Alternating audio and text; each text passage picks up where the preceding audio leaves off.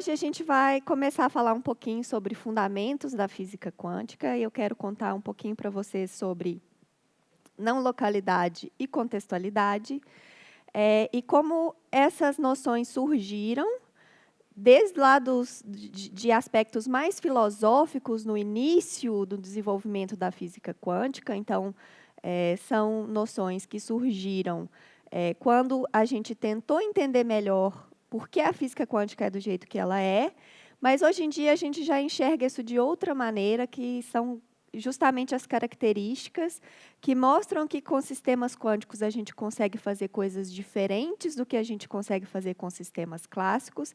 Então, hoje a gente já tem uma visão um pouco mais ligada a aspectos práticos dessas características, né?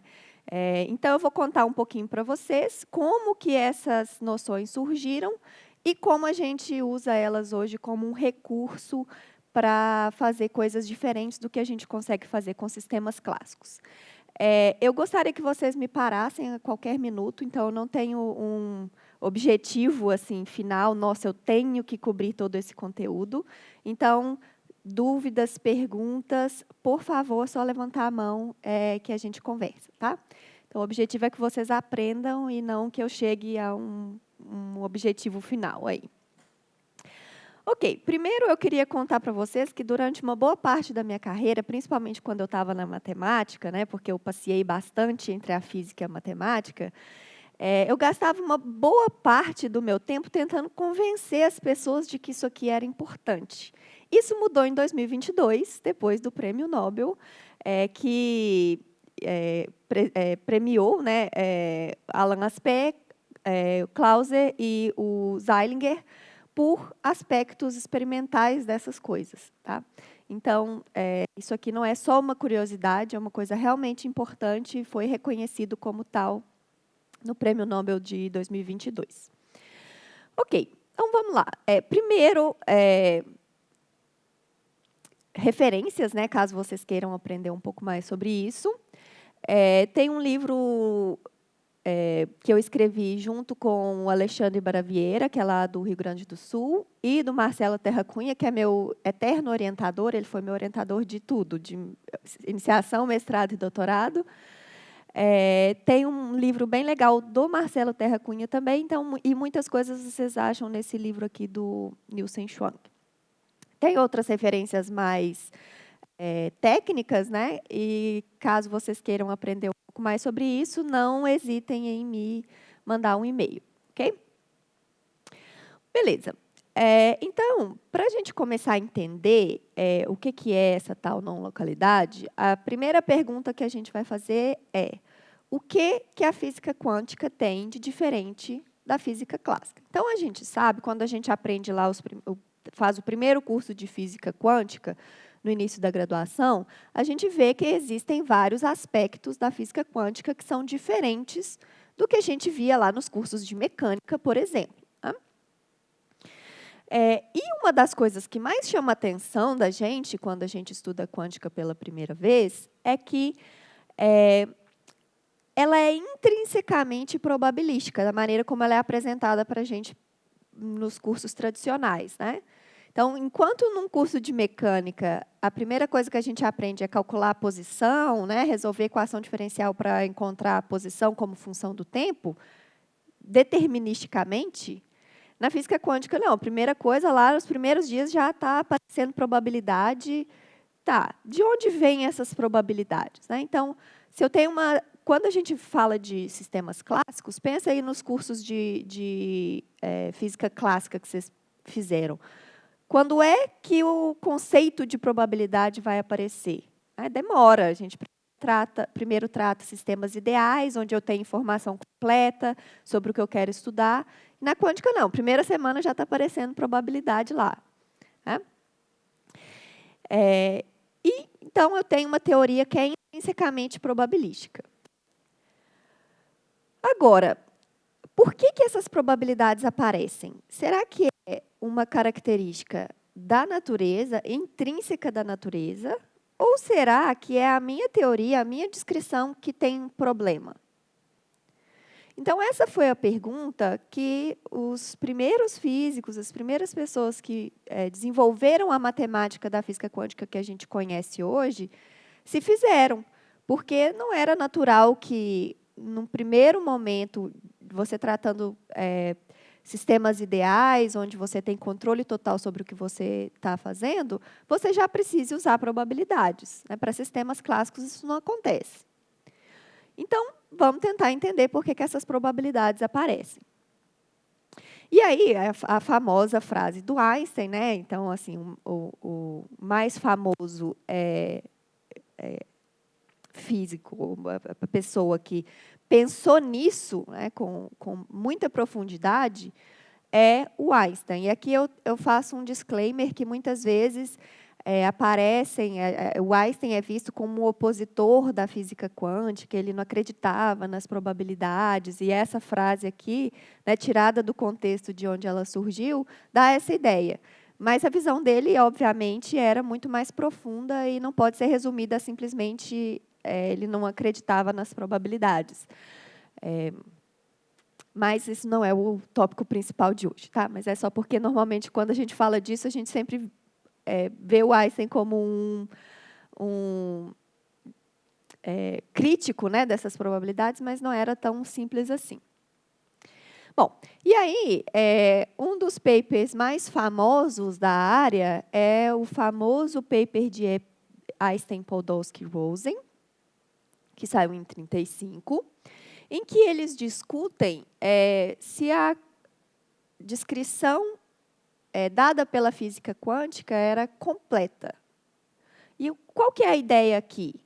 Normalmente, quando a gente fala de probabilidades, a gente usa probabilidades quando eu não tenho conhecimento completo, eu não tenho controle completo, tenho um sistema super complexo, eu não consigo mapear todas as variáveis o tempo todo. Então, eu preciso de probabilidades. Mas a gente sempre parte, né, na física clássica do pressuposto de que se eu fosse capaz de ter uma descrição mais refinada do sistema, eu conseguiria eliminar essas probabilidades da jogada e ficar com uma descrição determinística. Tá? Então, eu sempre penso que o sistema tem todas as suas propriedades bem definidas, mas eu não consigo acessar por alguma limitação do conhecimento que eu tenho sobre o sistema, do controle que eu tenho sobre aquele sistema, da complexidade do sistema que não permite com que eu tenha esse acesso a essa informação.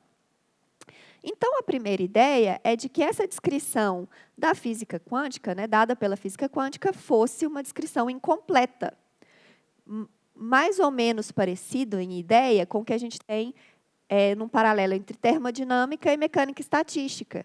Então, a termodinâmica é uma teoria que aparece quando eu faço médias, né, sobre vários gases ou coisas do tipo, sistemas supercomplexos, mas eu posso dar uma descrição mais refinada usando mecânica estatística. Então, a ideia era tentar achar esse análogo para a física quântica. E aí, isso saiu, inclusive, no New York Times. Eu adoro essa figurinha aqui, né? Porque ela dá exatamente a ideia do sensacionalismo que se fez sobre isso. Então, o Einstein não estava muito feliz com isso ter saído dessa forma, porque essa não era realmente a visão dele. Esse artigo foi enviado antes, né, de que os 3 autores estivessem felizes com ele. Isso aqui tudo, o Einstein não ficou muito feliz com isso. Então, isso não é realmente a maneira correta de descrever a visão dele sobre essas coisas. Mas resume bem o ponto que eu quero trazer aqui, que é justamente essa questão. Será que eu consigo dar uma descrição mais refinada para os sistemas quânticos, de modo a eliminar as probabilidades da jogada? E aí, as probabilidades aparecem porque eu não tenho conhecimento de todas as variáveis do problema. Então, essa era a ideia. Tá? Ok, então, o que a gente quer é encontrar uma teoria aí, né, hipotética, em que o que eles argumentam lá no EPR, que são os elementos de realidade, que seriam propriedades físicas para os quais eu consigo atribuir valores bem definidos. As grandezas físicas com as quais a gente costuma trabalhar. Será que a gente consegue completar a física quântica, introduzindo novas variáveis, de modo a ficar com uma teoria determinística? E aí as probabilidades da física quântica aparecem porque eu não tenho conhecimento sobre essas variáveis de forma completa. Então, essa é a nossa pergunta essencial na aula de hoje e na aula de amanhã. Na aula de quinta, a gente vai falar sobre aspectos mais práticos, tá? Mas, por enquanto, a gente vai começar pensando nisso. Ok. Então, essa pergunta, ela surgiu junto com a própria física quântica, tá? Então, primeiro lugar onde uma tentativa de fazer uma demonstração matemática da possibilidade ou da impossibilidade desse completamento da física quântica apareceu no próprio livro do von Neumann, que é ali no início da década de 30, onde ele dá a estrutura matemática da física quântica que a gente usa até hoje. Então, essa estrutura que a gente estuda lá nos primeiros cursos de física quântica, ele apareceu pela primeira vez no livro do von Neumann. Claro que hoje a gente tem uma linguagem mais moderna, mas essencialmente foi feito lá, tá? E no livro do von Neumann, ele prova a impossibilidade dessas teorias, desses completamentos da física quântica, que são conhecidos como variáveis escondidas, ou algumas pessoas usam o termo variáveis ocultas. Eu tento evitar, porque cada vez que a gente fala variáveis ocultas, surge um charlatão para usar a física quântica para coisas que não devem. Então, eu acho que a gente tem que começar a Amanda, minha estudante de mestrado do grupo, pode falar que não existe uma palestra que eu dou, uma coisa que eu falo, que eu não estou criticando a nomenclatura que a gente usa em física quântica. A gente tem que tomar cuidado, porque a gente dá munição, né, para essas pessoas usarem o que a gente faz de maneira não tão honesta assim. Tá? Então, eu gosto mais da ideia de completamento. Então, eu pego a física quântica, adiciono coisas a mais para eliminar as probabilidades. Então, esse completamento é feito através da adição de variáveis adicionais, que são as conhecidas variáveis escondidas ou variáveis ocultas, as famosas. Tá? Mas não tem nada demais, assim, não é nada sobrenatural, místico, nada disso. É simplesmente adicionar a informação do estado lá, o vetor, no espaço de Hilbert, ou matriz densidade, lá atuando no espaço de Hilbert, eu vou adicionar alguma coisa a mais que vai me dar valores determinados para as grandezas físicas. Ok, então, essa demonstração apareceu no livro do von Neumann, lá, que é esse livro do início da década de 30, que é um marco, né, no desenvolvimento da matemática da física quântica que a gente usa hoje. Ok, então ele falou que era impossível, não tem jeito. Então, a gente tem que aceitar o fato de que a física quântica é, de fato, probabilística, e isso reflete uma característica da natureza. Se a física quântica concorda com tudo que a gente observa no laboratório, a gente sabe que existem limites aí onde a gente ainda não consegue casar, né, a física quântica com as outras coisas, mas no regime onde ela pode ser aplicada, ela é uma teoria muito bem sucedida. Então, é provável que isso seja, de fato, uma característica da natureza, se a prova do von Neumann estiver correta. Né? Ok, só que aí apareceu o Bohm. E nesse paper de 52, ele que tem o título A Suggested Interpretation of Quantum Theory in Terms of Hidden Variables, ele fala justamente isso. Ele dá um completamento da física quântica em que todas as coisas são determinísticas, não tem probabilidade mais. E aí? Então, apareceu o Bell para colocar ordem na casa.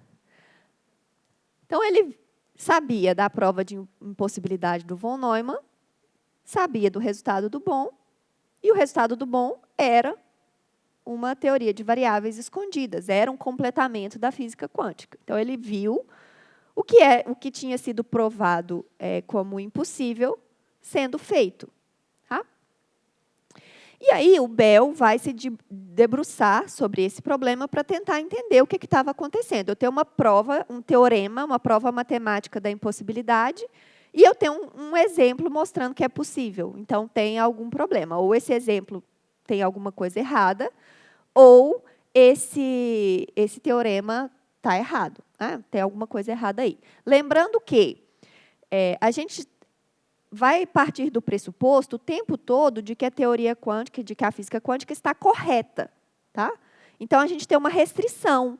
Eu preciso que o meu completamento seja consistente com todas as previsões da física quântica. Eu não posso entrar em contradição com a física quântica. Eu tenho que dar informações a mais sem contradizer o que eu já tinha de informação dada pela física quântica tradicional. Tá? Então, sempre completar e não substituir.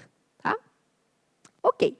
Então, nesses dois papers, 64, ele tem dois papers, aqui eu estou mostrando um de 66, ele tem um de 64 também.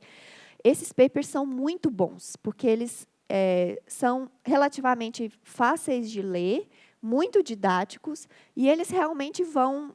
você vê que ele tinha realmente um entendimento bem profundo do que estava acontecendo ali, e uma boa parte do entendimento profundo que nós, como comunidade, temos hoje sobre esse problema, vem desses artigos do Bell.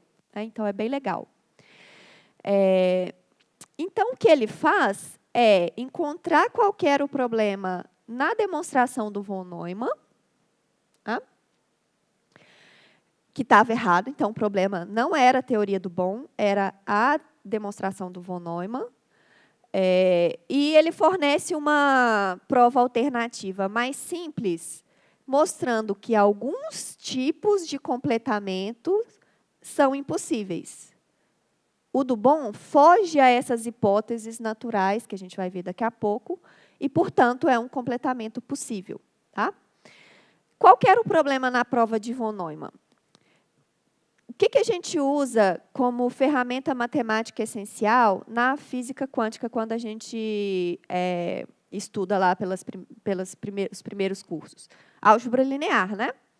Então, a gente tem toda essa ferramenta da álgebra linear que implica várias relações, por exemplo, entre observáveis que não podem ser medidos simultaneamente.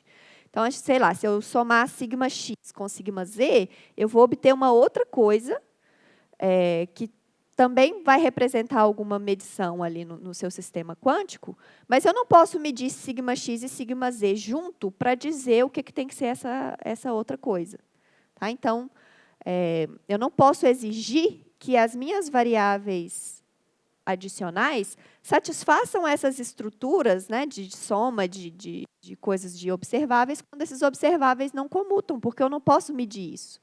Não tenho nenhuma evidência física de que essa relação tem que ser satisfeita. Tá? Então, o que o von Neumann assumiu é que as variáveis adicionais têm que satisfazer as mesmas propriedades de linearidade da física quântica, e não tem nenhuma obrigação física de acontecer isso, exceto quando os observáveis comutam, porque aí você vai lá no laboratório, mede e vê que tem que ser aquilo. Mas quando os observáveis não comutam, não existe essa obrigação. Então, o von Neumann estava fazendo hipóteses sobre as variáveis ocultas, sobre as variáveis escondidas, que não eram razoáveis. Né? Então, ele estava exigindo mais do que a gente realmente pode exigir. Ok. Então, agora, o que o Bell fez foi traduzir essa intuição que a gente tem no completamento da física quântica em coisas que podem ser matematicamente descritas e testadas experimentalmente, inclusive. Então, qual que é a ideia? De onde surgiu toda essa coisa de completamento? Não é simplesmente adicionar variáveis, né, de qualquer jeito. Tem uma intuição por trás disso. O que eu quero recuperar? Eu quero recuperar a intuição que eu tenho na física clássica, as propriedades que eu tenho da física clássica, também para descrever sistemas quânticos. Então, o que o Bell fez foi pegar essa intuição clássica e transformar em propriedades bem estabelecidas, bem definidas, que eu posso enunciar e testar. Tá? Então, o que a gente vai fazer é traduzir essa ideia de mundo clássico em hipóteses razoáveis, que eu vou enunciar daqui a pouco. E aí, o que o Bell fez foi deduzir desigualdades que têm que ser satisfeitas por qualquer completamento da física quântica que satisfaça essas hipóteses razoáveis. Tá? E aí, o que ele faz, né, o que a gente vê, é que essas desigualdades são violadas pela estatística obtida quando a gente realiza medições em sistemas quânticos. Então, no final das contas, a gente continua tendo uma prova de impossibilidade desses completamentos, mas agora apenas para completamentos para variáveis escondidas que satisfaçam essas hipóteses aqui. Ok? Ok. Então, para a gente entender essas hipóteses, vamos pensar no que é conhecido hoje como cenário de Bell. Então, isso aqui é uma visão um pouco mais moderna do que o que aparece nos papers do Bell, mas é de lá que vem a inspiração. Tá? Então, por isso conhecido como cenário de Bell. Bom, então, eu estou num cenário onde eu tenho duas partes, Alice e Bob, e eles têm dois sistemas físicos, um para cada um, mas que podem ter interagido no passado e, portanto, estão correlacionados. Tá? Podem estar correlacionados. A Alice e o Bob estão espacialmente separados. Um está na Áustria, o outro está lá na China, cada um com o seu sistema. E eles podem fazer um certo conjunto de medições, que eu vou supor sempre finito, com um determinado número de respostas, que eu também vou supor aqui finito. Tá? E eu vou dar uma descrição bem abstrata para essas medições. Oi, pode falar.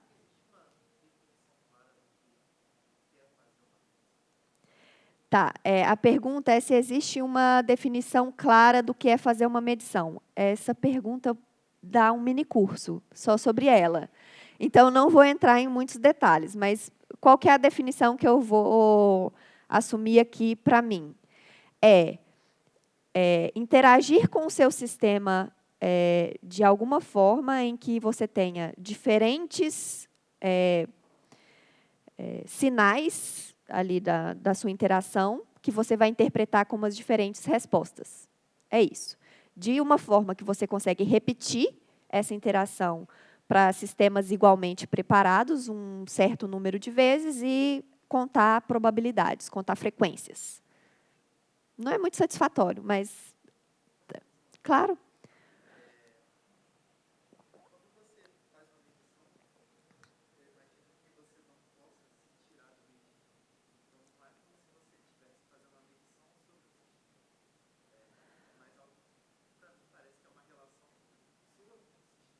Não, não.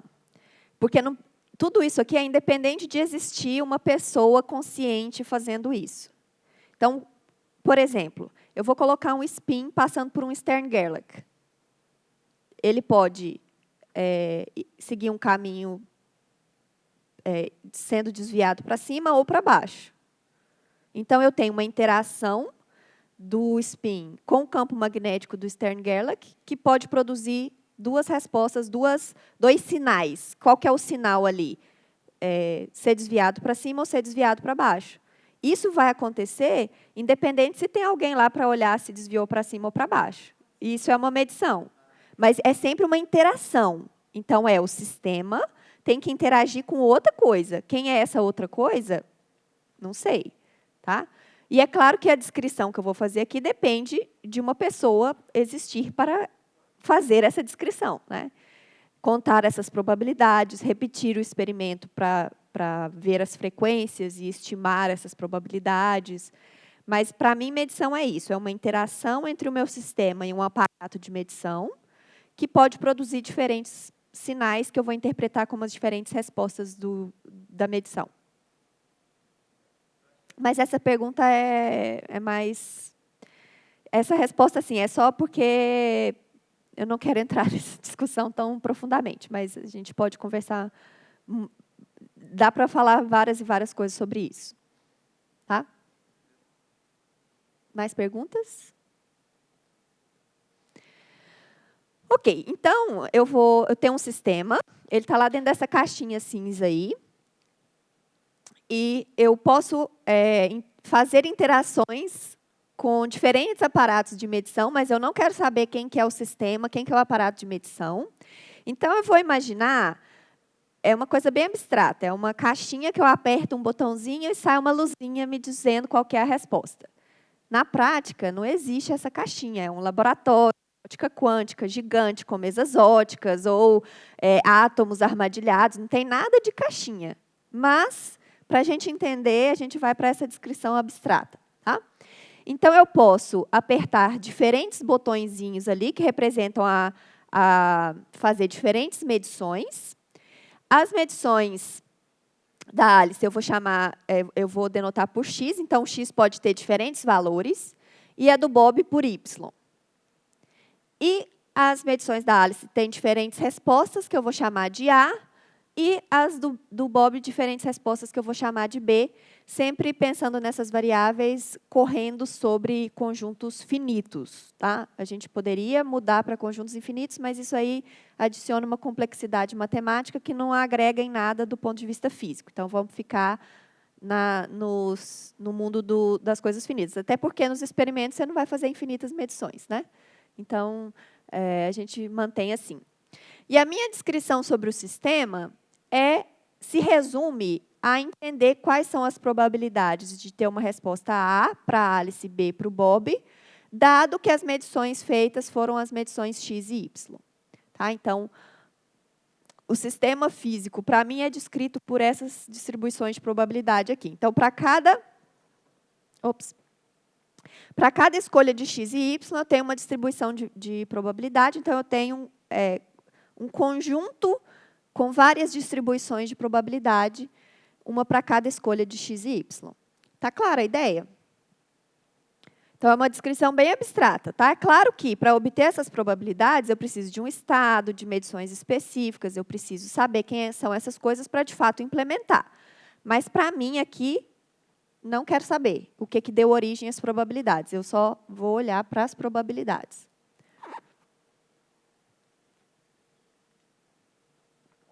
Ok.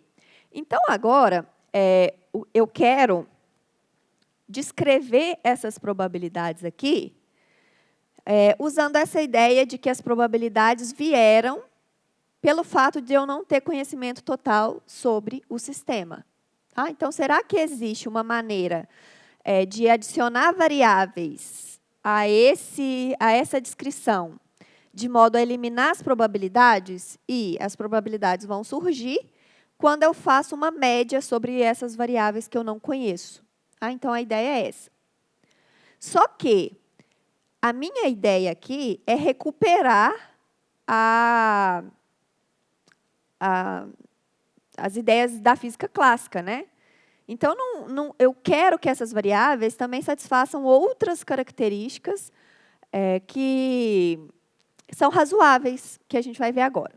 Então, o que eu quero primeiro, que é conhecido como realismo. Isso aqui, todas essas palavras que vão aparecer aqui, tem que tomar cuidado, porque elas aparecem em diferentes contextos com diferentes significados. Tá? Então, realismo no minicurso significa isso que está escrito aqui, mas em outros trabalhos, outras palestras, pode ser que realismo seja usado com um significado diferente. Então, toma cuidado. Tá? As medições que eu faço no sistema apenas revelam resultados pré-definidos. Tá? Então, eu vou assumir isso, que é essa ideia de completar a física quântica de modo a eliminar as probabilidades. Só que eu vou assumir também uma condição que é conhecida como localidade. As escolhas feitas por Alice não devem influenciar os resultados de Bob e vice-versa, que é completamente razoável. Né? informação não pode viajar mais rápido que a velocidade da luz. Então, se o que a Alice faz aqui só pode influenciar o que o Bob faz se a Alice fizer essa comunicação para ele do que ela foi feita. E depois, uma outra condição que apareceu, inclusive, depois do Bell, essa discussão aqui é um pouco mais moderna, porque era tão natural que, às vezes, as pessoas nem se davam o trabalho de pensar sobre isso. É que Alice e Bob podem escolher os valores de x e y à vontade, né? E isso aqui é importante. Tá? Eu vou comentar um pouco mais sobre essas duas, mas a gente sempre está assumindo essa aqui também. Ok. Então, o que o Bell fez foi, assumindo essa aqui até implicitamente, mas essas aqui mais explicitamente, a discussão naqueles 2 papers dele é bem legal.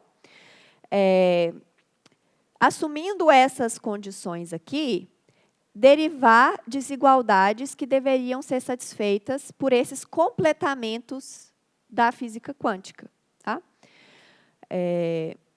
No paper dele, aparece uma desigualdade que é bem específica, pensando em propriedades do estado de 2 qubits, ou 2 spins meio, que é o estado singleto. Hoje, a gente usa outros tipos de desigualdades, especialmente porque a desigualdade dele só poderia ser testada experimentalmente se a gente tivesse pudesse preparar perfeitamente o singleto. A gente sabe que nada no laboratório é perfeito, né? Então, a desigualdade dele não é muito legal para testes experimentais. Mas, depois disso, apareceram outras desigualdades mais simples e mais adequadas para testes experimentais, mas, por causa do trabalho pioneiro de Bell, todas essas desigualdades ficaram conhecidas como desigualdades de Bell. Tá? Então, o que as desigualdades de Bell são? Desigualdades, restrições que devem ser satisfeitas por teorias que satisfaçam essas 3 condições aqui. Tá? Bom, a desigualdade mais famosa, mais simples, então ela ficou famosa justamente pela simplicidade, é chamada de desigualdade CH-SH, por causa do nome dos 4 físicos que derivaram essa desigualdade. Tá? E essa desigualdade, ela é derivada, né? Ela funciona em um cenário em que a gente tem 2 medições para cada parte. Então, a Alice pode escolher entre 2 medições e o Bob pode escolher entre 2 medições. E as medições deles têm 2 respostas possíveis que a gente vai chamar de mais ou menos 1. Tá? Tanto faz, pode chamar de qualquer coisa, mais e menos 1, ou 0 e 1 costumam ser as escolhas mais adequadas, porque vai levar a facilidade na hora de fazer as contas. Tá? Ok. Então, eu tenho 4 medições possíveis, 2 para a Alice e 2 para o Bob, cada medição com 2 respostas possíveis. Então, eu vou chamar a resposta da medição 0 da Alice de A0, a resposta da medição 1 da Alice de A1, e a mesma coisa para o Bob. E agora, eu vou usar a hipótese de realismo. O que era a hipótese de realismo? Que todas essas medições têm valores bem definidos, que são só revelados pelo ato de medir. Então, eu posso fazer essa continha aqui, porque todas essas coisas, para uma realização do experimento, estão bem definidas. Eu posso não ter acesso a essa informação, mas a hipótese do realismo está justamente impondo isso, né? Tudo está bem definido, tudo é determinístico, então todas essas coisas aqui têm valores bem definidos, tá? Mais ou menos 1. Agora, observem que o A0 aparece aqui e o A0 aparece aqui. Esses 2 termos correspondem à situação em que eu vou medir o A0, o x igual a 0 junto com y igual a 0, E aqui a situação em que eu vou medir o x igual a 0 e o Bob y igual a 1. Se eu pensar na física quântica, as medições da Alice podem não comutar uma com a outra. Eu não estou fazendo a restrição de que ela consegue medir x igual a 0 e x igual a 1 simultaneamente. Mesma coisa para o Bob. Então, experimentalmente, pode ser que eu não consiga acessar a informação B0 e B1 na mesma rodada. Muito provavelmente isso vai acontecer. Então, eu estou pensando em diferentes rodadas do experimento, em que, em uma situação, eu acesso, eu vou medir x igual a 0, y igual a 0, e na outra eu vou medir x igual a 0, b igual a 1. Pode ser que eu não tenha acesso a todas essas variáveis ao mesmo tempo. Mas eu estou partindo do pressuposto, no realismo, de que é possível, em princípio. É só uma limitação técnica, não é uma restrição da natureza. Então, nessa hipótese, né, de que seria possível fazer isso, todas essas coisas aqui poderiam ser acessadas no mesmo experimento. Como que a gente faz isso? Não sei, mas é só a nossa hipótese. Tá? Só que a gente também tem a hipótese de localidade, de que a escolha feita pelo Bob não deve interferir na escolha feita pela Alice, vice-versa. Então, se eu medir x igual a 0 junto com y igual a 0, x igual a 0 junto com y igual a 1, isso não deve afetar qual é o valor do resultado de x igual a 0, que é a hipótese de localidade. Então, por isso eu escrevi o mesmo a 0 aqui. A 0 aqui, a 0 aqui. É o mesmo, pela hipótese de localidade. Então, a hipótese de localidade me diz que eu posso usar aqui essa mesma variável. E a mesma coisa aqui, né? B0 aqui, B0 aqui, B1 aqui, B1 aqui, A1 aqui, A1 aqui. Tá? Sem a hipótese de localidade, essa resposta teria que depender também do que o B faz. Então, o A0 que aparece aqui poderia ser diferente do A0 que aparece aqui. Ok? Tá bom. Então, a hipótese de localidade me permite escrever isso aí, com essas variáveis, né, iguais, nos diferentes termos.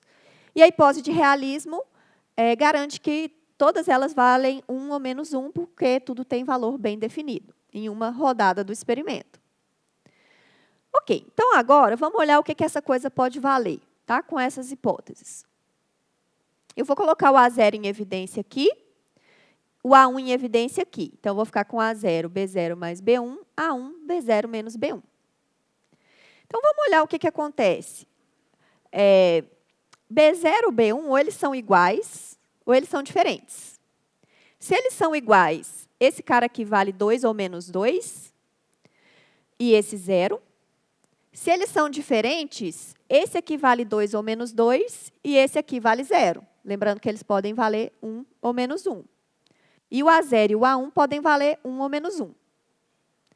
Então, essa coisa aqui vai ser sempre igual a 2 ou menos 2, com a hipótese de realismo e a hipótese de localidade.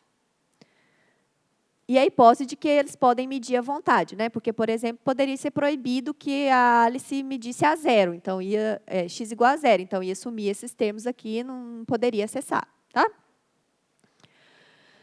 Então, se eu assumo realismo, localidade, CH, SH vai ser 2 ou menos 2, para cada rodada do experimento. E aí, se eu repito esse experimento várias vezes e faço a média sobre todas as rodadas, essa coisa tem que estar entre menos 2 e 2, porque se eu estou fazendo a média de uma coisa que é no mínimo menos 2 e no máximo 2, eu não vou obter uma coisa que vale 3. Né? A média tem que estar entre o mínimo e o máximo. Então, fazendo a média sobre os diferentes valores da variável escondida, né, que ali eu chamei de lambda, ou sobre as diferentes rodadas do experimento, vamos dizer assim, a gente chega à conclusão que esse valor de CH e SH, o valor médio ali, né, em módulo, tem que ser menor ou igual a 2, está entre menos 2 e 2. Está clara a ideia? E aí, a gente pode fazer um exercício, dever de casa para vocês, tá? Uma continha simples de física quântica. Encontrar o valor médio de CH/SH, tá? Se a gente aplica ao estado φ+, que é 0,0 mais 1 dividido por raiz de 2, essas medições aqui. Então, a Alice vai medir x e z, sigma x, sigma z, as matrizes de Pauli. E o Bob vai fazer essas duas medições aqui, x mais z sobre raiz de 2, x menos z sobre raiz de 2. Ok? Então, o que eu tenho que fazer a continha lá? Probabilidade, né? Vai ser o produto tensorial de x com esse cara aqui, aplicado nesse vetor, que é as continhas de álgebra linear da física quântica. Se vocês fizerem o dever de casa de vocês, vocês vão reparar que o valor médio, aqui tem um menos que não deveria, porque eu coloquei o módulo, né? Então, aqui tinha que ser mais. O valor médio de CH/SH é 2 raiz de 2, que é maior do que 2. Isso significa que é impossível recuperar a estatística obtida fazendo essas medições nesse sistema, né, nesse sistema quântico, usando esse raciocínio. Eu não consigo atribuir valores bem definidos, que são apenas revelados pela medição, assumindo a hipótese de localidade. Tá? Então, a gente tem essa demonstração de que esses completamentos da física quântica, satisfazendo localidade e liberdade de escolha, o free will, não são capazes de reproduzir a estatística que eu obtenho em experimentos com sistemas quânticos. Então, a gente recupera a prova de impossibilidade de von Neumann, mas agora com as hipóteses corretas. E o que a gente sabe hoje é que a gente pode excluir esses completamentos que satisfazem essas restrições. E o bom? E a história do bom, a teoria do bom? A teoria do bom é um completamento da física quântica. Então, ele tem que... ele não pode satisfazer essas 3 condições aqui. E o que acontece é que essa teoria do bom é o que a gente chama de não local. Ela inclui ação à distância instantânea. Então, o que a Alice faz altera instantaneamente o que acontece do lado do Bob. E aí, se você está satisfeito com essa possibilidade, tudo bem.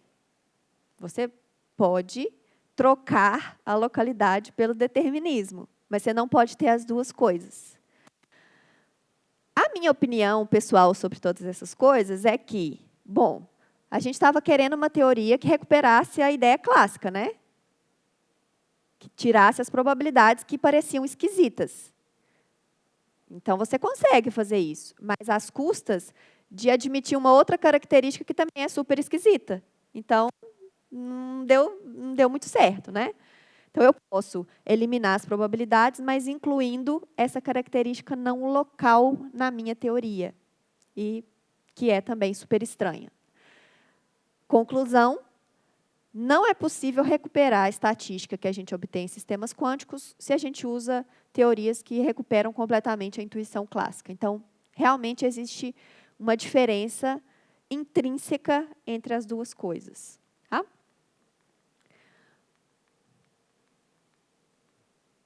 Ok, então, o que é conhecido hoje como não localidade quântica é o fato de que não existem teorias de variáveis ocultas locais consistentes com as previsões da física quântica.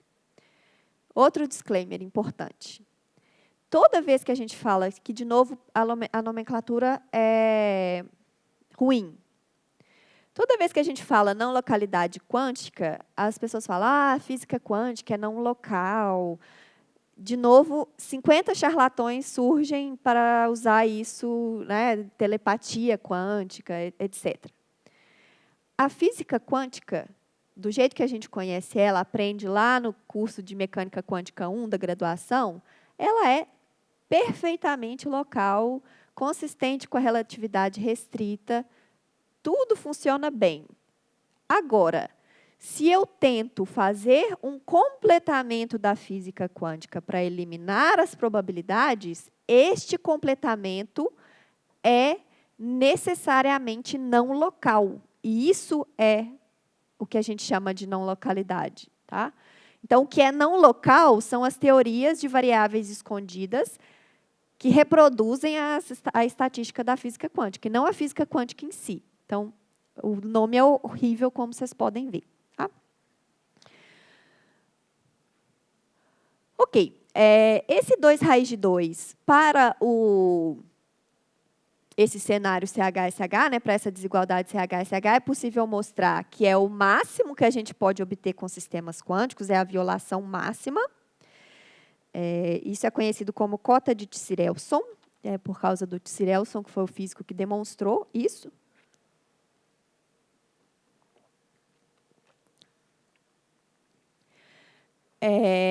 E um outro exercício é mostrar que se eu não tenho emaranhamento, essa coisa necessariamente é menor ou igual a raiz de 2, satisfaz a cota clássica. Tá? Esse exercício aqui já é um pouquinho mais difícil, mas fica de dever de casa para vocês. A informação importante aqui é que, se eu tenho coisas que não têm emaranhamento, eu consigo fazer uma descrição clássica daqueles resultados. Tá? Então, o emaranhamento é uma condição necessária para que a gente veja diferenças entre as previsões de teorias de variáveis escondidas e a física quântica. Tá? Então, o emaranhamento é necessário. Mas emaranhamento não garante. Tá? Mesmo que eu tenha emaranhamento, pode ser que eu tenha coisas que podem ser reproduzidas com teorias de variáveis escondidas. Então, outro exemplo é esse aqui. Né? Então, se eu escolho essas medições ao invés daquelas, calcular o CH-SH, vocês vão ver que eu vou estar dentro da cota dada pelas teorias de variáveis ocultas, da cota clássica. Ok.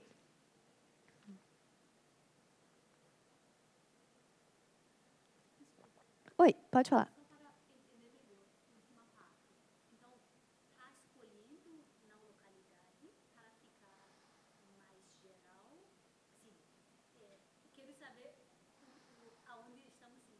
Tá. O que eu quero agora é... Então, tá. O que a gente fez até aqui, né? Então, nosso objetivo era encontrar uma teoria mais completa que eliminasse as probabilidades da física quântica. A gente acabou de mostrar que isso só é possível se eu incluir não localidade na minha teoria, ou seja, é esquisita de qualquer maneira. Tá? Então, o que eu quero fazer agora é... Tá bom, dadas essas... deixa eu voltar aqui um pouquinho. Dadas essas probabilidades aqui, algumas delas podem ser descritas com teorias de variáveis ocultas locais, outras não. Então, agora eu quero ver como que eu faço, como que eu diferencio entre elas. Como que eu sei dizer se essa coisa aqui pode ser reproduzida com um experimento clássico ou quando eu preciso, de fato, de ir além. E mais para frente, eu vou mostrar que o fato de existirem essas coisas que não satisfazem essas hipóteses de variáveis escondidas locais, permite a gente fazer tarefas que com sistemas clássicos a gente não quer. Então, primeiro eu quero caracterizar isso e depois mostrar o que a gente consegue fazer de legal com isso. Tá? Então, eu estou indo nessa direção de, eu fiz um experimento, te dou estatística. Eu quero que você me fale se existe uma teoria de variáveis escondidas local, uma teoria clássica, que reproduz aquela estatística ou não. Quais são as ferramentas matemáticas que a gente tem para isso. Tá? Então, agora, para resumir, toda vez que eu estiver falando de teorias de variáveis escondidas locais, eu vou chamar isso de clássico, modelo clássico. Tá? De novo, cuidado, porque clássico aparece em diversas formas. Eu estou lá fazendo experimentos com 2 fótons, é difícil chamar isso de clássico, né? Então, o que significa clássico aqui nas minhas aulas? Essas probabilidades, independentemente de qual seja o sistema onde elas foram obtidas, podem ser reproduzidas com variáveis escondidas locais. Tá? Isso significa ser clássico.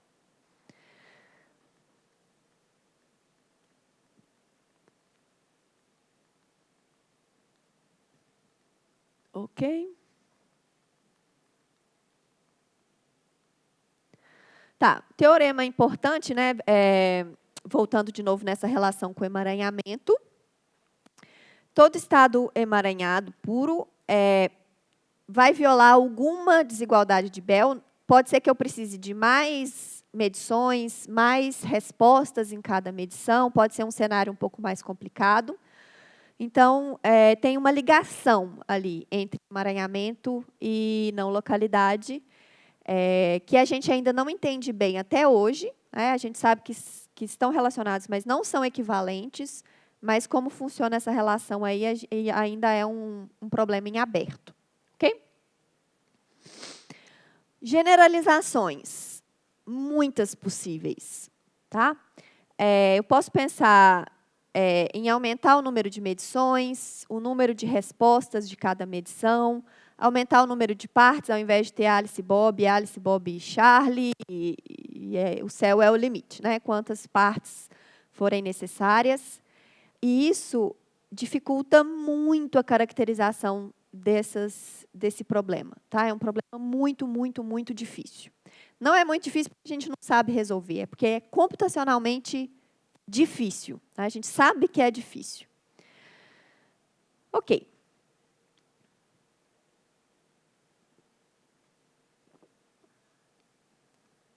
Agora eu quero falar um pouquinho sobre aplicações práticas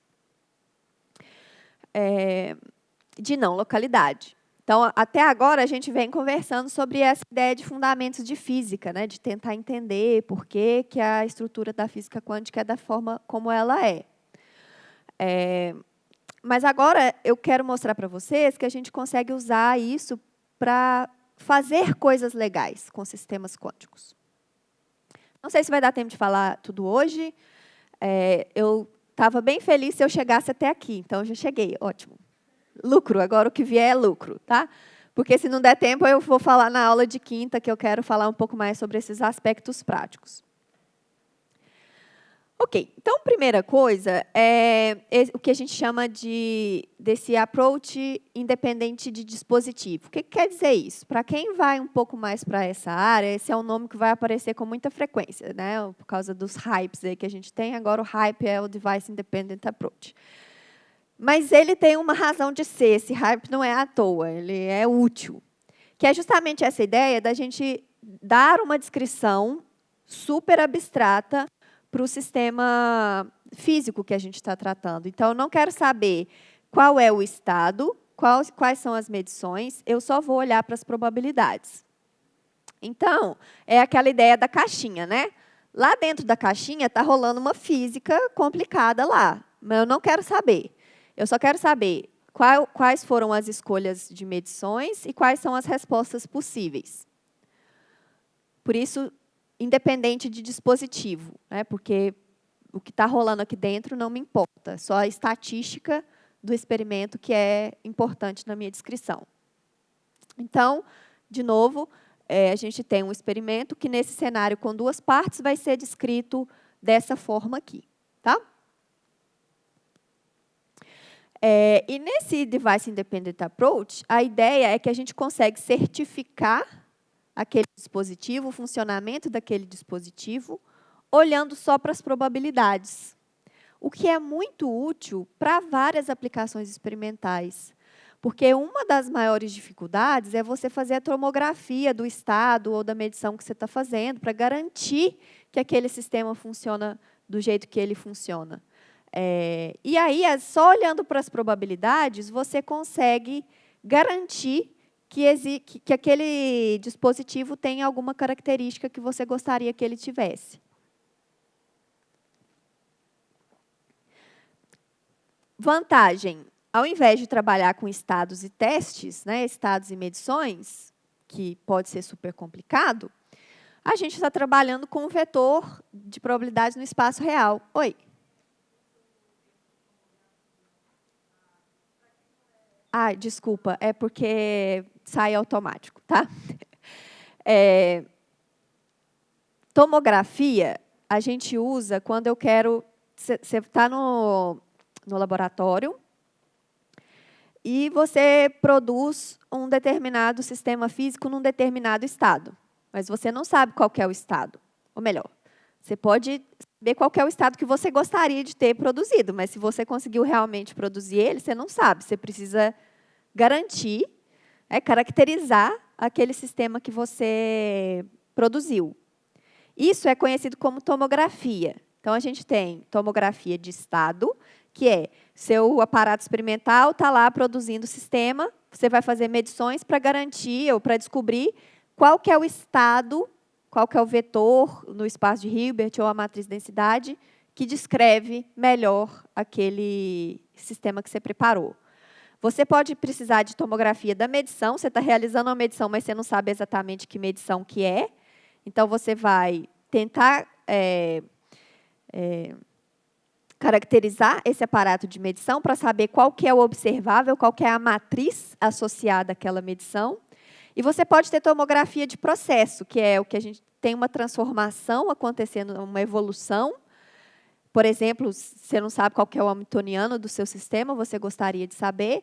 Então, você tem que fazer várias medições, testar diferentes estados, para saber qual que é o hamiltoniano que governa aquilo. Isso é tomografia. Está clara a ideia? Então, é descobrir o que você tem ali, né? Caracterizar o que você tem ali.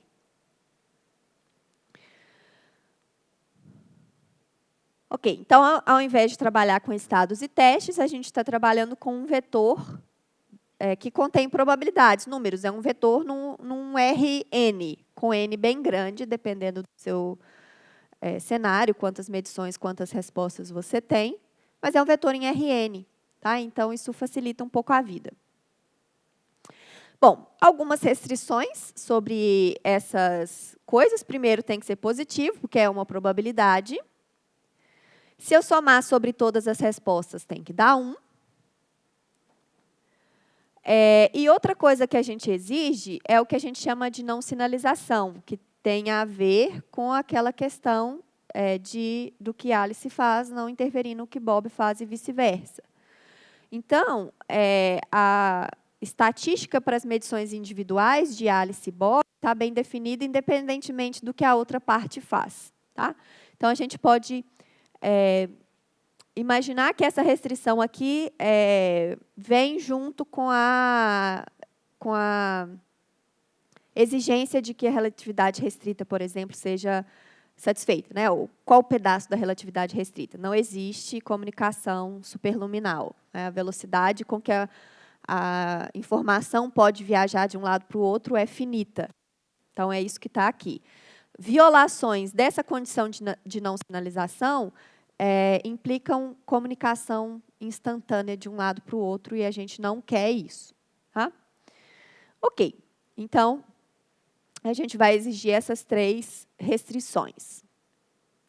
Com essas 3 restrições, a gente vai ganhar o que a gente chama de politopo, que é uma generalização dos polígonos para dimensões maiores. Né? Então, tem um número finito de vértices e faces ligando esses vértices.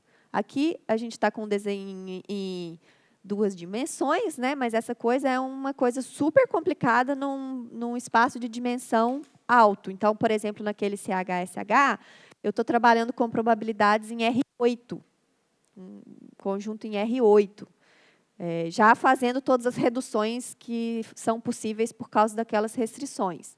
Então, é um conjunto super complicado, mas a ideia é capturada com esses desenhos aqui, tá? Com esses desenhos mais simples. Ok.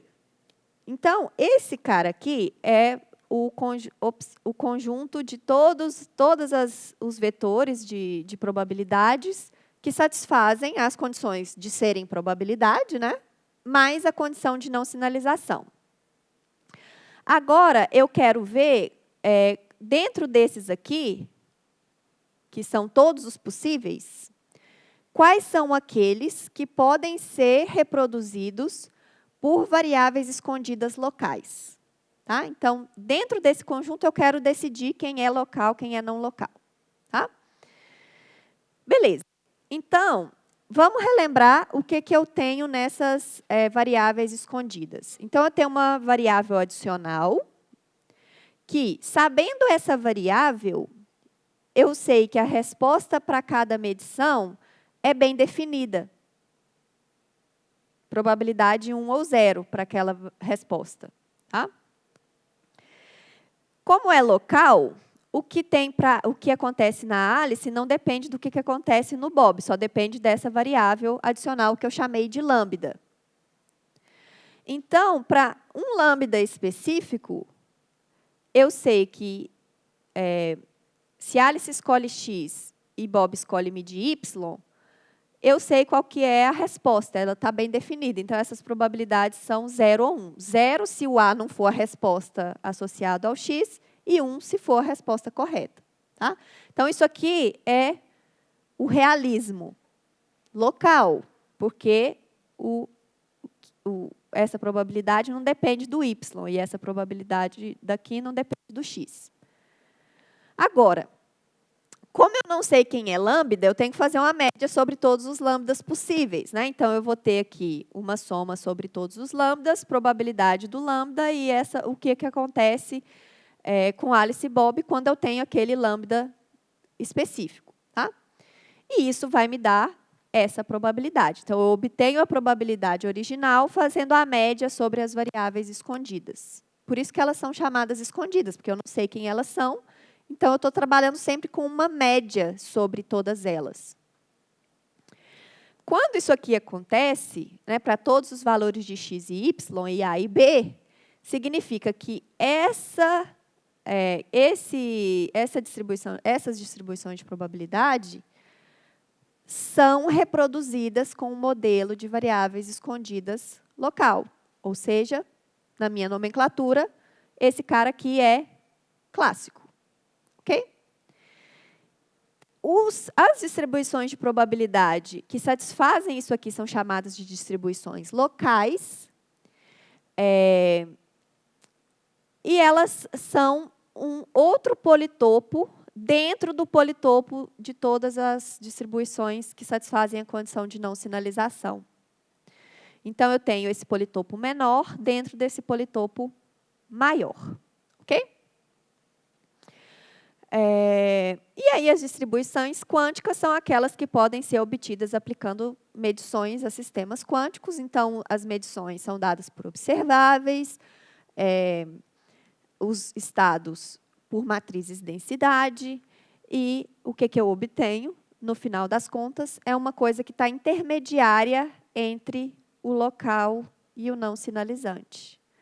Então, toda distribuição local pode ser reproduzida com algum sistema quântico, mas eu tenho distribuições quânticas que estão fora desse conjunto local.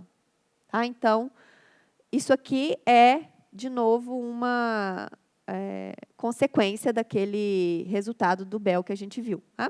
Então, uma das coisas que a comunidade como um todo tem feito nos últimos anos, e eu trabalhei bastante com isso também, é entender quem são essas faces aqui, né, que dividem um conjunto do outro. E também essa fronteira do conjunto quântico, que é um problema computacionalmente impossível de resolver. Tá? Então, a gente conhece pedaços, mas não é tão bonitinho assim que a gente conhece, né, a fórmula para a fronteira desses conjuntos. Esse azul é fácil de caracterizar. O laranja, ele é fácil de caracterizar no sentido de que é uma programação fácil de fazer. Só que os parâmetros crescem exponencialmente, então, rapidinho fica impossível por causa disso. Né? Não porque seja difícil de programar, mas porque tantas variáveis que você vai gastar anos e anos e anos para resolver. Mas para coisas mais simples, dá para a gente fazer. Tá? E o quântico é impossível. Assim, a gente conhece pedaços, é impossível mesmo, tá? Não é que é, nossa, é tão difícil que eu estou falando. Não, é impossível. É um problema não decidível, para quem conhece um pouco mais da nomenclatura e da computação. Então, a gente conhece pedaços dessa fronteira, mas isso é o melhor que a gente pode fazer. Tá? Então, a gente encontra estratégias aí para encontrar informação sobre isso. Ok. Então, agora, dado um cenário, a gente tem essa visão bem moderna aqui, tá? do que a gente pode falar sobre o sistema. Então, eu sempre trabalho com coisas não sinalizantes, então está sempre aqui dentro. O que eu chamo de clássico é esse conjunto menor, e a gente sabe que o quântico, em geral, é intermediário. Contém o clássico, mas não chega a ocupar o não sinalizante todo. Tá? E agora o que a gente quer fazer é explorar a existência desses caras, para fazer coisas legais, que a gente não consegue fazer com sistemas clássicos. Então, a gente volta para as aplicações de não localidade, que eu queria mencionar. Uma delas é o que a gente chama de complexidade de comunicação. Então, Alice e Bob, de novo, querem se comunicar. Né? Então, de novo, eu estou naquele cenário de Alice e Bob. Então, eles compartilham esses sistemas, né, descritos por essas probabilidades aqui. Mas agora, a Alice vai enviar uma mensagem para o Bob. E eu quero, eles têm, Alice tem duas variáveis, x1 e x2. Bob tem duas variáveis, y1 e y2. E o objetivo deles é, juntos, com essa mensagem aqui, calcular qual que é o valor dessa função. Ok? Bom, a probabilidade, não vou entrar em detalhes dessas contas, tá? Mas só para mencionar para vocês algumas aplicações legais. Quem tiver interesse pode me pedir as referências depois, são coisas bem acessíveis, assim, papers legais de ler. A probabilidade clássica para se eles trocam um bit de informação, é 3/4. Com essa distribuição não local aqui, o que essa tabela significa? Essa entrada aqui é a probabilidade da resposta 00 para a medição 00. Aqui eu troquei agora a notação, né, que eu estava usando as respostas 1 e menos 1, agora eu estou usando 0 e 1. Mas o 0 corresponde a 1 e o 1 corresponde ao menos 1. Tá? Essa coisa aqui é não local. Se vocês testarem o valor de CH/SH para ela, dá 4. Ou seja, também não é quântica, né? Porque o máximo quântico era 2 raiz de 2. O CH/SH é 4. E a probabilidade de sucesso ali é 1. Então, observem que eles podem calcular uma função que depende de 2 bits do Bob, 2 bits da Alice, com sucesso 1, sendo que a Alice só mandou 1 bit de informação para eles. Com essa coisa aqui, que é um sucesso bem maior do que os 3/4 da física clássica, né, dos modelos clássicos. E com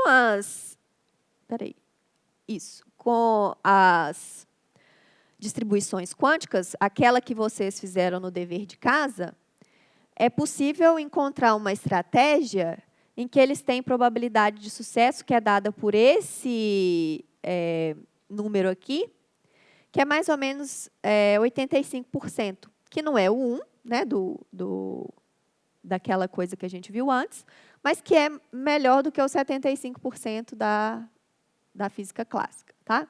Então, claro que vocês não entenderam nada, porque eu não expliquei, né, o que exatamente está sendo feito aqui, mas eu só queria contar para vocês que essas distribuições que estão fora do conjunto clássico podem ser utilizadas para realizar tarefas com maior sucesso do que a gente consegue com os caras não locais. Então, se eu te dou acesso ao conjunto laranja, você consegue realizar essa tarefa, né, esse problema de comunicação, com um determinado sucesso.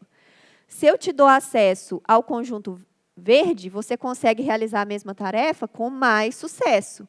E se eu te dou acesso ao azul todo, você consegue realizar essa tarefa com 100% de sucesso. Então, a gente sai dessa visão de não localidade como uma curiosidade, né, dos fundamentos de física e passa a enxergar isso como um recurso para realizar tarefas, por exemplo, em comunicação. Tá? Então, essas distribuições não locais podem diminuir a necessidade de comunicação entre Alice e Bob para realizar determinadas tarefas. Ah, mas isso aí está violando a relatividade restrita, porque eles... Não, porque eles, de certa forma, eles tiveram que se comunicar no passado para estabelecer essas correlações, né, que levam a essas distribuições.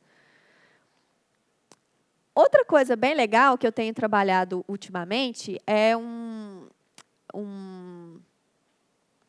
uma área que é conhecida como self-testing, que é uma maneira de certificar o funcionamento de dispositivos quânticos. Então, tem várias coisas que a gente pode dizer sobre um protocolo, um experimento, só olhando para essas probabilidades.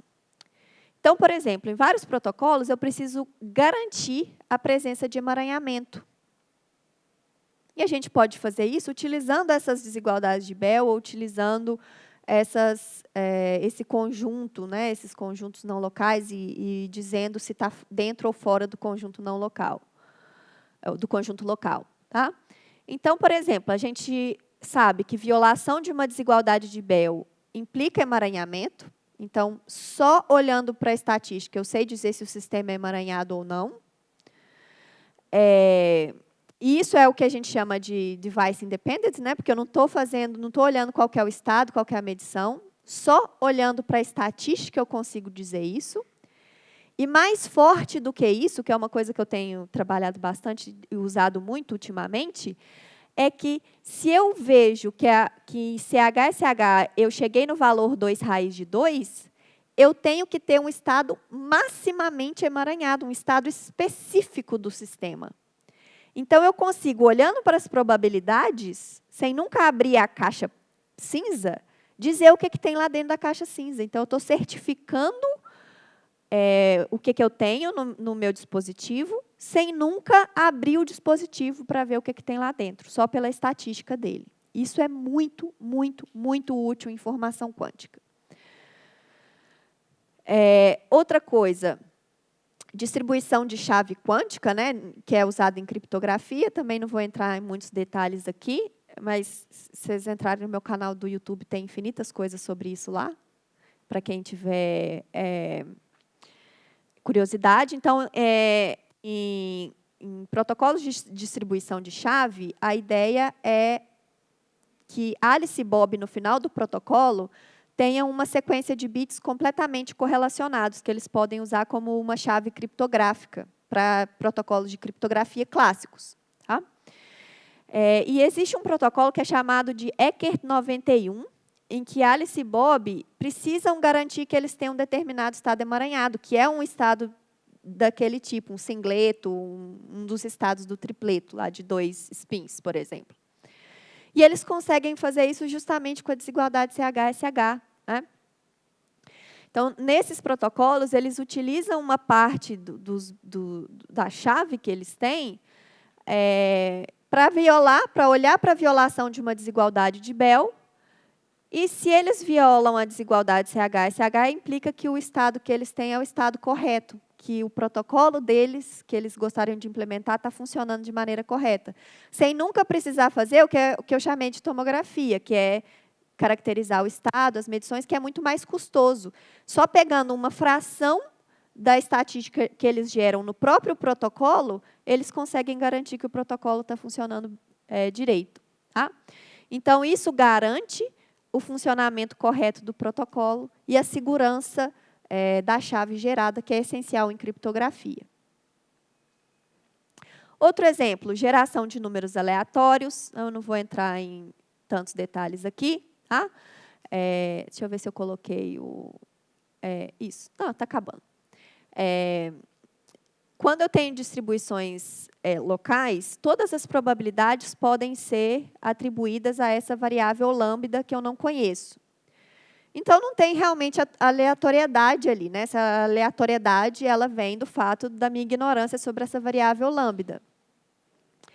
Quando eu não tenho essa variável lambda, a probabilidade são intrínsecas daquele experimento, e, por isso, eu consigo garantir que esses números aleatórios são, de fato, aleatórios. E é possível, existem ferramentas estatísticas para medir a aleatoriedade, e elas estão relacionadas com o CH-SH. Tá? Então, essa coisa aqui, a violação, garante que, naquele experimento, foram, de fato, gerados números aleatórios.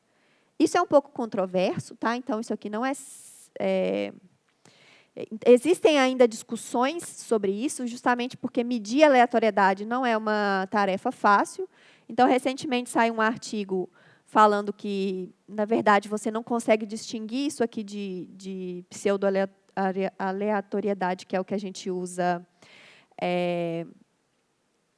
hoje em dia, né? Mas ainda é uma questão controversa em aberto, então pode ser que essa aplicação aqui não seja, de fato, uma aplicação, mas existe essa discussão aí na área de como que isso aí seria útil para fazer geração de números aleatórios.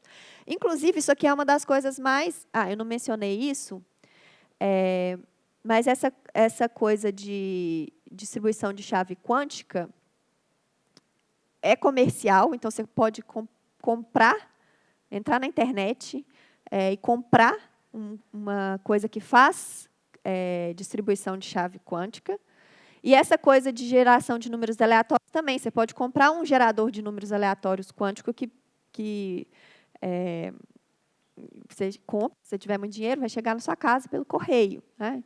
Então, essas coisas estão muito mais próximas de aplicações reais do que todo mundo fala que é o computador quântico. Né? Então, criptografia e geração de números aleatórios são coisas que estão muito mais próximas de aplicações reais no dia a dia das pessoas. E outras, aquela coisa, né, que eu falei que toda hora nasce um charlatão, mas não falando de charlatão, mas assim, toda vez que aparece uma propriedade curiosa e a gente tem coisas que a gente não consegue explicar direito, a gente vai tentar usar essa coisa nova para ver se aquilo explica essa coisa que a gente não sabe. Então, tem esse passarinho, que é chamado de robin europeu, bem simpático, olha, bem bonitinho, e ele faz migração, e ele tem uma sensibilidade absurda para campos magnéticos, que é o que ele usa para migrar. E não se tinha uma explicação muito adequada, né, por que ele tinha essa sensibilidade, e aí criou-se um modelo utilizando essas correlações não locais, emaranhamento, para explicar a sensibilidade desse passarinho ao campo magnético. E aí pode ser que seja verdade, né? Mas, obviamente, depois surgiram trabalhos mostrando que não precisava de emaranhamento nada, que com explicações clássicas você conseguia coisas parecidas, né? Sensibilidades parecidas. Inclusive, foi um professor da Unicamp que trabalhou nesses modelos clássicos, o Marcos, professor lá da física da Unicamp.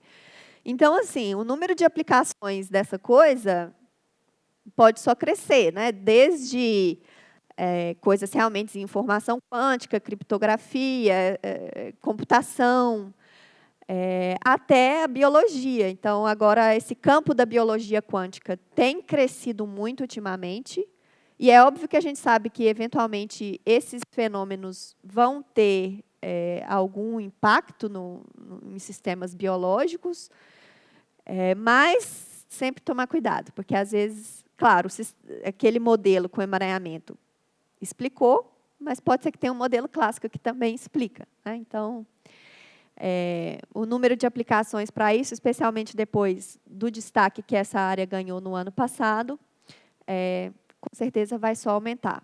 Tá? Bom, então, por hoje é só. Termino com o passarinho fofinho aí. E qual que é a mensagem da aula de hoje? Então, essa discussão sobre não localidade surgiu junto com a física quântica como uma questão quase filosófica, né, de entender por que a física quântica é do jeito que ela é. Mas, hoje em dia, ela tem um status muito... ainda crucial em discussão de fundamentos de física, mas tem também um status importantíssimo em informação e computação quântica como um recurso para a gente fazer coisas legais que a gente não consegue fazer com sistemas clássicos. Muito obrigada. Ótimo dia para vocês e amanhã a gente está de volta.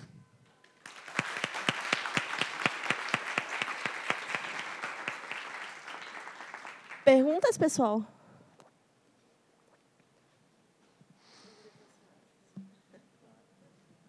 Bom, parabéns pela apresentação, foi muito clara. Obrigada. E muito doido, né, isso tudo.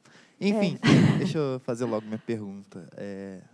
Uma questão que eu fiquei em dúvida, acho que a minha vida inteira, depois de ver essas coisas, como eu trabalharia com realismo numa questão de interferência? Por exemplo, uma dupla fenda. Se tem realismo, então você passa por uma fenda ou por outra. Então, como é que você gera a interferência? Tá, eu não sei responder. Como é que você explicaria um experimento de dupla fenda, por exemplo, na teoria do Bohm? A teoria do Bohm, ela faz tudo o que a física quântica faz, inclusive explicar a interferência. Mas eu não sei responder. Eu me preocupei com isso. Mas é possível. Eu só não sei te falar como. Beleza. Vou procurar algum material sobre isso e a gente contraintuitivo. conversa amanhã. Tá bom. Mas, assim, é possível, tá? Só que o que vai acontecer? Para fazer isso, você acaba precisando de introduzir outras propriedades que são ainda mais bizarras do que você pensar no comportamento ondulatório e coisas do tipo. Então, assim, na verdade, a gente sempre está com um cobertor curto. Para eliminar as probabilidades ou essa questão de não ter determinismo, você adiciona outras características que também são bizarras. Então, provavelmente vai acontecer alguma coisa muito bizarra ali na fenda que vai levar a estatística ser a mesma de um padrão de interferência, por exemplo. Vou procurar mais sobre isso e amanhã a gente conversa. Tá bom, obrigado. Só um aviso. Alguém aqui não assinou a lista de presença? Tá comigo aqui, deixa eu passar aí. E no mais perguntas? Só um comentário na linha que está perguntando. Eu vi um trabalho assim, colocou uma dimensão extra, exatamente nessa linha que você coloca variável escondido, que produz probabilidade. Colocou uma dimensão extra e agora partícula podia sair só um pouquinho de brana e agora, cada vez que, assim, oscilava, cada vez que passava por aquele pontinho da brana que a gente está morando, ficava aquele ponto que probabilisticamente vai te dar. Assim, isso não testou a desigualdade de Bell em forma séria ainda, ok? Mas só vi recentemente um trabalho nessa linha. Porque para eliminar as probabilidades, você precisa dessa variável adicional. Então, você vai incluir alguma coisa ali que vai ser alguma coisa, e com certeza vai ser alguma coisa bem louca, porque essas teorias que eliminam as probabilidades, elas sempre são loucas, assim, em algum sentido. Então, porque é justamente isso que a gente provou aqui. Se elas forem razoáveis, não vai reproduzir a estatística da física quântica. Então, ela sempre tem que ter alguma coisa ali bem contraintuitiva. E depois tem que ter cuidado que agora cabe dentro de desigualdade de Bell ou não, né? Isso, assim, para exatamente. ver que faz sentido ou não. A minha pergunta é, antes de self-testing, falou uma frase que essa não localidade não tem a ver com quebra de o que a gente assume, relatividade restrita. Não entendi. Tá. Assim, como isso Tá bom, fica... isso é sutil. Então, deixa eu explicar Ok, direito, ok. tá? Todo mundo presta atenção, porque isso é importante. A física quântica, as previsões da física quântica, elas não quebram a relatividade restrita, o fato de que a velocidade da comunicação é finito. A física quântica, da maneira como a gente conhece ela e trabalha lá nos cursos, né, que a gente aprende, espaço de Hilbert, regra de Born para calcular a probabilidade, tudo isso é consistente com a Mas porque probabilidade. a gente assumiu localidade, né? Agora, eu queria saber como não localidade ainda preserva Não, então, isso. não. O que eu quis dizer com aquela frase é que a física quântica, da maneira como a gente conhece, é totalmente consistente com a relatividade restrita. Mas, agora eu quero completar a física quântica com alguma coisa adicional e eliminar as probabilidades. Sim. Esse tipo de teoria tem que obrigatoriamente ser não local, e ele não vai satisfazer a relatividade restrita. Vai existir comunicação então superluminal. quebra, né? Ok. O que eu quis dizer aqui, a física quântica, não. Mas esses completamentos, sim. Ok. Tanto é que é o que acontece com a teoria do Bohm. A teoria do Bohm tem essa comunicação superluminal. Então, é o que eu falei, né? Você sempre, para tirar uma coisa esquisita, você assume Adicionar outra. coisa esquisita. Então, não tem jeito. Mas é interessante. Uma observação, por exemplo, em teoria quântica de campos, quando a gente faz o coarse graining, tipo, você coloca em lagrangiana efetiva, você perde localidade. Então, sempre o que a gente viu em teoria de campos é contrário. O fundamental fica local. Quando você coloca em forma efetiva, agora vai perder localidade. Nesse caso, fica contrário, né? Estamos dizendo que isso no nível fundamental fica não local, né? Mas, de alguma forma, reproduz o mesmo resultado que a gente conhece de teoria. Então, aqui, é porque essas teorias efetivas, né, normalmente você faz aproximações que vão bagunçar ali. Então, você acaba tendo propriedades que não eram as desejadas, mas é o que você tem para descrever aquilo, né? Então, aqui, se eu quero fazer uma descrição mais fundamental para completar a física quântica de maneira a ser consistente e ter determinismo, eu preciso incluir não localidade. Então, observem que é bem sutil. Né? E as próprias pessoas da área falam... A gente fala coisa errada sobre isso. Né? Então, o primeiro experimento de desigualdade de Bell, que a gente diz sem loophole, que é sem os problemas que tinham os primeiros experimentos, ele deu uma entrevista falando desse tipo, assim, né, de que a gente provou que existem essas ações à distância. Não tem ação à distância.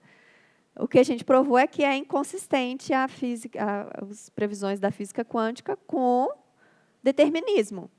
Se você quiser salvar o determinismo, aí você precisa dessas ações à distância, mas você pode simplesmente aceitar que é probabilístico, não precisa de ações à distância, coisa nenhuma. Então, assim, é muito sutil, porque o nosso modelo de pensar é clássico, a gente é clássico.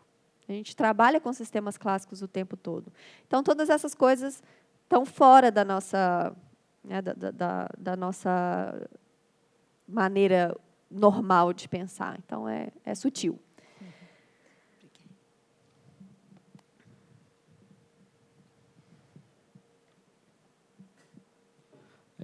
Eu não entendi muito bem o conceito de não sinalização. Tá. O conceito de não sinalização é o seguinte.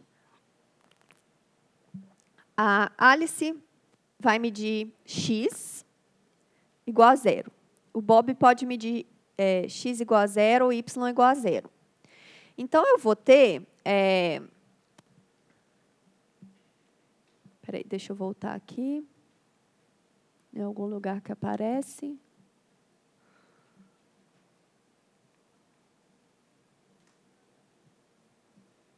Isso. Então, eu vou imaginar que o x está fixo, tá? E o y pode variar entre duas possibilidades.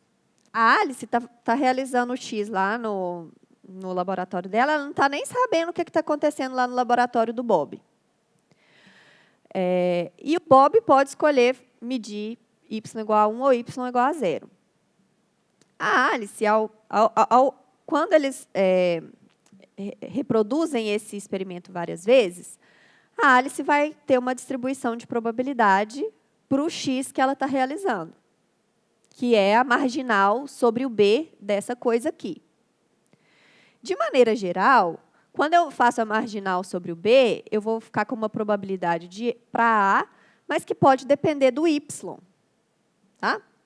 Se isso pudesse acontecer, a escolha do y alteraria a probabilidade observada pela Alice. Então, ela poderia ter uma probabilidade maior de ter uma resposta se o Bob escolhe y igual a 0, e uma probabilidade menor de ter essa resposta se o Bob escolhe y igual a 1. Se essas probabilidades fossem diferentes dependendo do y. Está claro até aqui o raciocínio? Tipo emaranhamento. Mais ou menos. Mais ou menos. Agora, se existe essa diferença na distribuição de probabilidade, por exemplo, se a Alice escolher a resposta A, se a Alice obter a resposta A igual a 1, é mais provável se o y escolhido foi 0, quando ela faz a medição e vê que a resposta que ela obteve foi 1, significa que ela tem uma ideia um pouco melhor de que a escolha do Bob deve ter sido y igual a 0. Então, ela está obtendo informação sobre o que aconteceu do lado do Bob só fazendo medições locais no sistema dela. Não é assim uma correlação, que é o que acontece no emaranhamento. Ela está obtendo informação sobre a escolha que o Bob pode fazer. Então, está tendo uma transmissão de informação aí, sem ter comunicação entre eles. E isso a gente quer proibir. Tá? Então, por isso que a gente está restringindo a coisas não sinalizantes. Todas as distribuições quânticas são não sinalizantes. Todas são. É fácil de provar. Tá? Mas é claro que é fácil você pensar matematicamente em coisas que não são, mas isso aí a gente está proibindo. Não vai permitir. Está claro mais ou menos a ideia? Uhum. O que acontece com o emaranhamento é diferente, porque no emaranhamento ao fazer medições no meu sistema, eu tenho informações sobre o sistema da outra pessoa. Mas isso é correlação, isso não é exclusivo de emaranhamento. Por exemplo, eu vou partir uma moeda no meio, coloco a face cara no envelope e a face coroa no outro envelope e mando um envelope para você. Quando você abrir o envelope e ver que tem coroa, você vai saber instantaneamente o que tem no meu. É clássico isso. Mas não tem transmissão de informação instantânea aqui. Porque eu preciso mandar o envelope para você. Quando você abre, você sabe o que tem no meu. Eu continuo aqui sem saber de nada. No emaranhamento, é uma coisa parecida com isso que acontece. Não é exatamente isso, óbvio, né? Porque é uma correlação que a gente diz mais forte do que esse tipo de correlação, mas é mais parecido com isso do que com essa coisa de ser sinalizante, que aí realmente tem essa transmissão de informação instantânea, de certa forma. E isso a gente quer proibir. Correlação pode. Essa transmissão de informação não é correlação. Eu estou transmitindo a escolha do Bob, porque a estatística da Alice vai depender disso. E isso não pode acontecer. Tá? Mais perguntas, pessoal? Primeiro, obrigado pela aula, professora. Muito legal. Eu queria saber sobre a ação à distância que você comentou. No caso do singleto, por exemplo, se a Alice ela tem uma parte, o Bob tem outra, e eles estão causalmente desconectados. E a Alice mede o spin Z, por exemplo. ela atualiza o estado dela, ela fala, olha, a função de onda colapsou, e ela descreve o estado do Bob também colapsado. Aí acho que talvez uma coisa mais de opinião pessoal. Você acreditaria que ela definiu, não definiu, mas induziu um elemento de realidade lá na parte do Bob? Isso não seria uma ação à distância, na sua opinião? Eu vou dar a minha descrição, a descrição que eu gosto mais para isso, tá? Então, às vezes a gente gosta de pensar nesses vetores, nessas coisas, como coisas que de fato existem, né? Entidades mesmo. E aí a Alice mede aqui, colapsa instantaneamente o que acontece lá. Eu já não gosto da palavra colapso por causa disso. Mas a gente não pode falar de nada disso, porque a gente não pode acessar nada disso. E se isso fosse verdade, teria realmente alguma ação à distância. Só que o que a gente pode falar é o que a Alice sabe e o que o Bob sabe. O que a Alice sabe? A Alice sabe que ela mediu tal coisa no sistema dela. Por causa do sistema dela estar correlacionado com o do Bob, ela sabe que se o Bob medir, o Bob vai obter determinada resposta. É a mesma coisa do envelope. Não tem nenhuma diferença aí. O Bob está lá, ó, outra dimensão, ele não sabe o que está acontecendo. Antes da medição da Alice, a descrição que o Bob faz do sistema dele é identidade sobre 2. O estado reduzido do Bob é identidade sobre 2. Depois da medição da Alice, se a Alice não ligou para ele e contou qual que é o resultado da medição, qual que é a descrição dele sobre o estado dele? O estado dele pode ser 0 ou pode ser 1, com probabilidade meio cada uma. Ele não sabe qual foi a resposta da medição. Isso equivale a qual matriz densidade? Identidade sobre 2. Então, a descrição do Bob é a mesma. Ele não obteve informação nenhuma com a Alice medindo do lado dela. Então, não teve comunicação. Tá? Aí, agora, é uma questão bem pessoal. Tá? Isso é matemática, isso é um fato, que não teve comunicação à distância. Como que eu gosto de ver isso?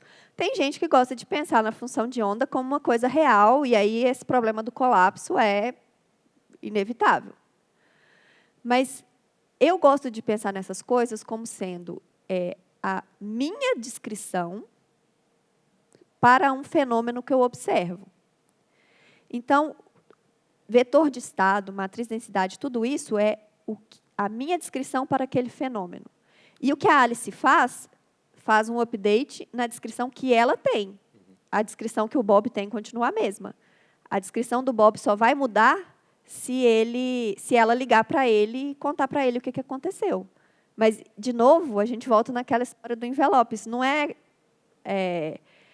exclusividade da física quântica. Na física clássica também tem isso. Então, quando você abre o envelope, você fala que teve um colapso da moeda? Não. Teve um update da sua informação sobre o sistema. E eu gosto de interpretar da física quântica da mesma maneira. Quando eu faço uma medição, eu estou fazendo um update da minha informação sobre aquele sistema. E aí eu mudo a minha descrição. O Bob está lá, ele não sabe de nada, a descrição dele continua igual. É a visão que eu gosto, é o que me deixa mais em paz, digamos assim, com essas coisas que são complexas. Mais epistêmica, assim, nesse sentido. Então, isso aqui a gente precisava estar sentado tomando uma cerveja para discutir. Tá? Não, tudo bem. Deixa eu só responder essa última. Eu acho que a única coisa que a gente pode falar é como descrever as minhas percepções sobre a natureza. E a gente pode fazer ciência porque a gente consegue ter uma linguagem comum sobre as percepções diversas. Eu não posso falar o que é real, o que não é. Eu só posso falar o que eu aprendo como descrever a minha relação com o mundo. E como a gente consegue ter uma linguagem comum, a gente consegue fazer ciência. Só. Eu podia continuar, mas acho que não. Isso aí é uma discussão para várias horas. Eu não sou a melhor pessoa para falar disso, não. Mas, sim, é certamente uma discussão muito interessante. Vamos agradecer a professora pela primeira aula.